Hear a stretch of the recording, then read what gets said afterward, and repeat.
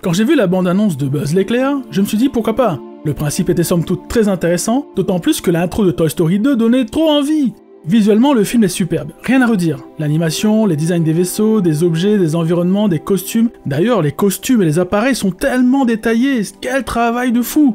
On a l'impression que l'on pourrait les prendre en main et les utiliser tellement tout a l'air crédible, même si le design est plutôt cartoon. C'est vraiment réussi, en même temps c'est du Pixar. J'ai beaucoup apprécié les petites références méta à la pop culture et les explications de certains aspects des équipements du Buzz de Toy Story. Mais malheureusement, ce point fort est aussi son point faible, car j'ai eu l'impression que le film voulait absolument m'expliquer pourquoi Buzz avait ceci ou pourquoi son vaisseau ressemble à cela, sans développer correctement son univers et surtout son personnage principal. Je suis resté sur ma faim. Le film n'est pas mauvais en soi, mais je trouve qu'il aurait pu être bien plus efficace pour m'accrocher et me toucher plus. Les principaux problèmes viennent du fait que l'univers n'est quasiment pas installé. Nous ne savons rien de Buzz, ni du rôle des Rangers de l'espace, ni du but de la mission qu'ils ont avec leur gros vaisseau boule. Sans ces installations, les réactions et les décisions qui suivent nous laissent de marbre car nous ne pouvons pas les comprendre totalement. Cela dilue l'attention. Aussi, Buzz est trop lisse. Il n'évolue pas assez à mon sens. Au début, il est gentil, un peu casse-cou et veut travailler seul, et à la fin, il est toujours gentil, mais il est plus ouvert aux autres. Ce n'est pas assez à mon sens. Pour moi, au début, il aurait dû être imbuvable, à l'instar de son homologue dans Toy Story.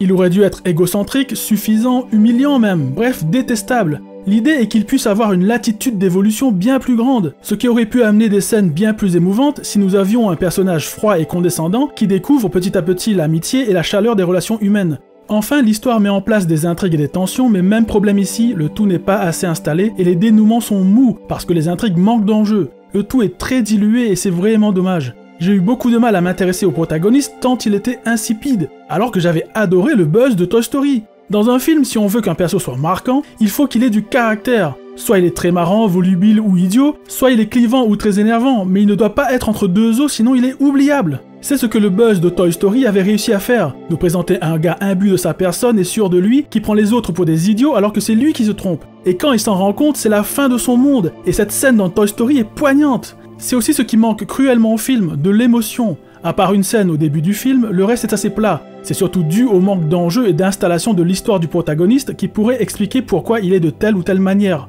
C'est bien la première fois que je trouve un Pixar pas super bien écrit, car justement la qualité d'écriture est la force des films de ce studio. C'est vraiment dommage. Le film se laisse quand même regarder car visuellement il est vraiment bon, mais on sent que les créateurs ne voulaient pas trop prendre de risques avec ce personnage et ça n'a pas payé pour moi. J'espère quand même qu'il y aura un autre, même si c'est très compromis vu le four que le film a fait au box-office. De plus, la difficulté pour ce film est qu'il tente de lancer une nouvelle licence, même si elle est liée à Toy Story, mais aussi son traitement plus adulte est bien plus difficile à vendre à des enfants, car au final, on ne sait plus trop à qui s'adresse ce film. Enfant, adulte, c'est trop flou. Je pense que l'idée était de viser les parents qui étaient enfants lorsque le premier Toy Story est sorti en salle, histoire qu'ils ramènent leurs enfants au ciné. Mais il faut garder en tête que les enfants sont le principal moteur de la famille en ce qui concerne les sorties cinéma pour aller voir des films d'animation du genre que produisent Pixar et Disney.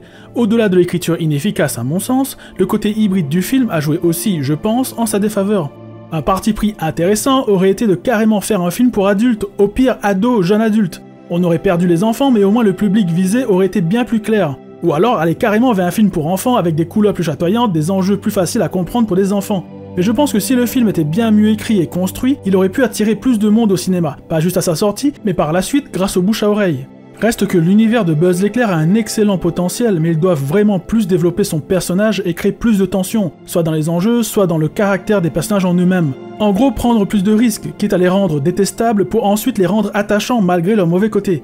D'autant plus que la science-fiction est un genre que Pixar a peu exploité, et vu ce que l'on a eu avec Wall-E, cela ne peut augurer que du bon pour un space opéra dans l'univers de Buzz l'éclair. Bref, je vous le conseille si vous aimez la science-fiction, les designs plutôt cool et l'animation de qualité, ou si vous avez aimé les Toy Story parce que la nostalgie, ça marche toujours.